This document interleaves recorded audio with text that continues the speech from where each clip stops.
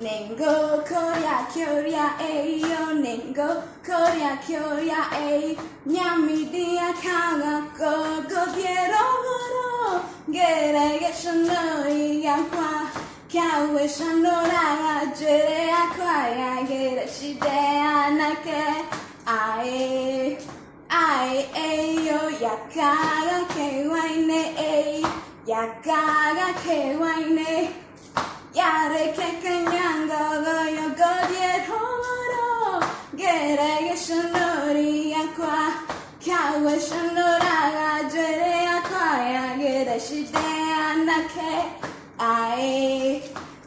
ayo.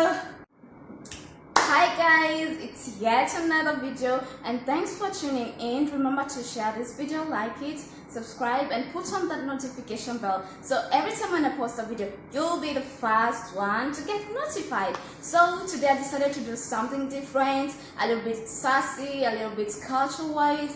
As you can see, I'm all dressed up in some cultural ways. Yeah, this is my culture, and why I want to share with you guys is because my culture brought me into trouble when I was dating. I was dating interracially, and with you a story how my culture ruined my relationship. Stay tuned and don't go anywhere. So why did I decide to do this video? Actually, in the morning I was talking to somebody and they asked me if I could do a little bit of video about interracial dating, about what the Westerners are supposed to expect when they are dating girls from Africa, and here I am doing this. And this story, I really don't like talking about my past that much, but since he asked, I think I'll do this. Yes. And before we get started, my crown is falling off. Sorry about that. So it got to this point where I met my ex-boyfriend and online, and we started talking and we kind of like blended together, and we decided to go to the next level. That is like, let's meet. We have been dating online for a while. At first he was scared coming back to Kenya. He was from Germany. He was scared coming to Kenya to meet me because he had a lot of things about Kenya, about the diseases that are in Kenya, about how that place, the insecurity is so bad, and he was kind of reluctant. So I had to make him feel so comfortable coming to my country to meet me. Yeah, so he went through a lot of things. He got immunized with a lot of things like malaria, yellow fever and all. Okay, that's not the whole story. That's not the story in itself. So we decided to meet, and he came to Kenya, and it was nice, and the bond was still there, and everything was nice. And he was like, okay, since we're taking this to the next level, I would like to meet your parents before I leave to my country. So this is where everything in my relationship came falling apart. Meeting my parents.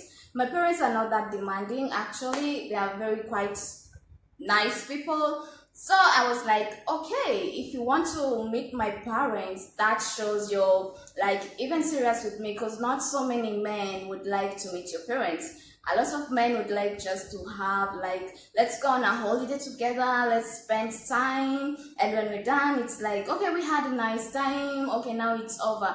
But when a person takes that next step of wanting to meet your parents, that's an actually like serious person. So I was glad that he really wanted to meet my parents without me asking him to, because this is a step the guy must be willing to do, not being forced to do.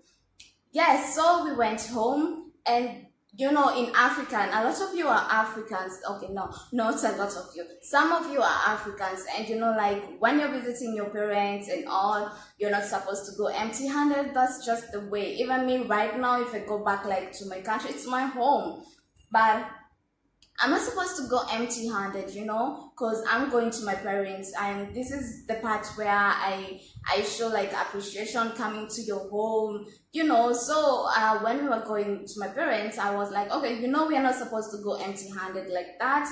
So let's get something. Let's do, even if it's a little bit of shopping, food stuff like that. Let's do that, and so that we can go. So at the supermarket, I felt like he really didn't want to get anything, and that's actually okay because it's his money, it's his pocket. Okay, if you don't want to get anything, it's okay. Let's go. So we went home. My mom had cooked a lot of stuff. It's like a buffet of different African dishes. So at least my guests would feel like really in Africa. You know, when you go to Africa and you don't taste the dishes, you really don't have that feeling. You're actually in Africa. So that's how it went. And the day was fine and everything went well. And we had to go back where we were staying, and the next day we came back to spend a little time with my family because he was like flying 1 week after 1 week. So the next day he talked to my mom, and it was like a serious thing. So he didn't tell me what he was going to say, but he was like, I really want to talk to your mom. And I was like, okay. So they talk, and with my mom and my sister, my big sister. So they talked, and he asked my mom if he could go back with me, like go back with me to Germany. So my mom was like, it's okay if she agreed, but that's not how things are done here in Kenya. Things have processes. You just can't take someone's daughter just like that. Like, okay, it's like, okay, now I'm taking you back with me. No, it doesn't happen that way. This is Africa. There's process for that. There's like a process for everything. It doesn't matter who you're dating. It doesn't matter if you're dating a fellow African or you're dating a westernized person. There is process. So my mom told her about the dowry and all.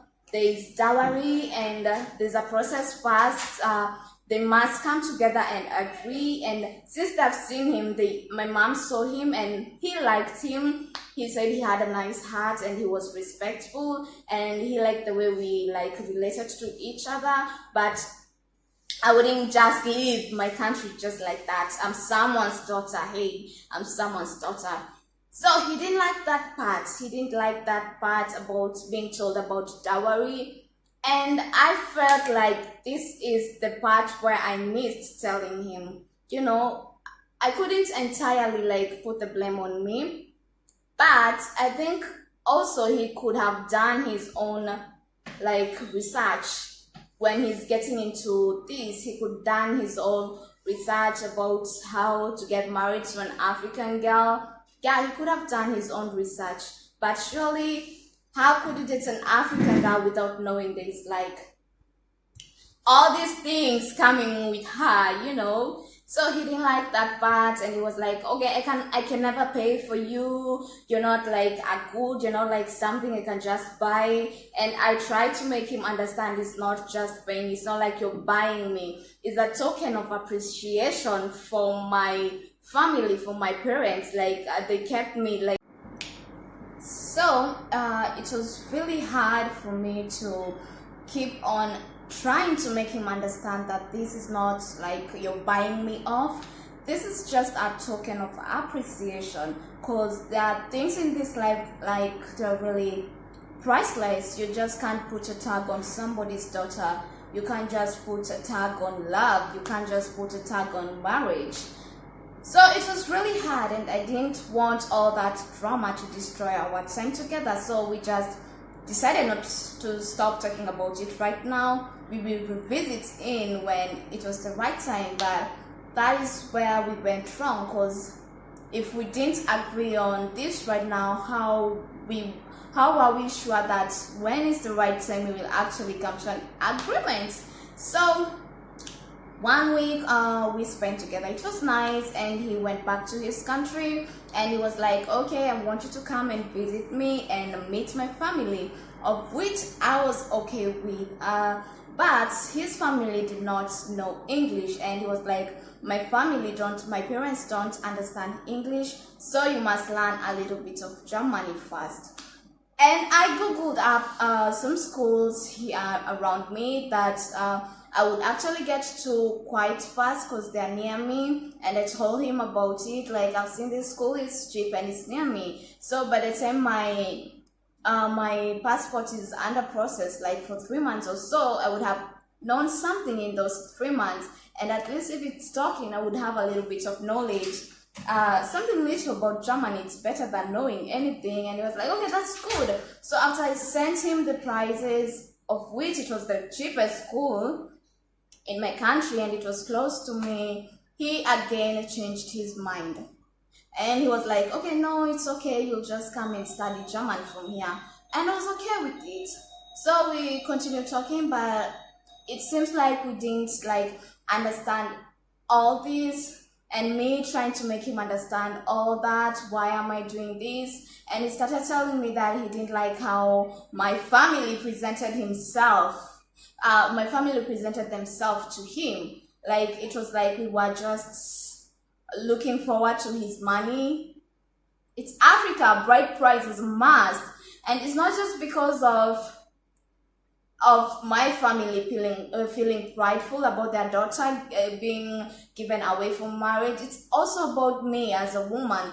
I feel prideful if the right man would actually do all the right things from my culture to have me as their wife. It's prideful all the way. For my family and for me, it's such a prideful act.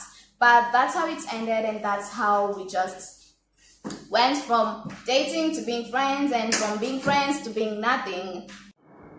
So that was it, guys, and that's how my culture, my African culture, ruined my relationship. And am I changing my culture to save my relationships?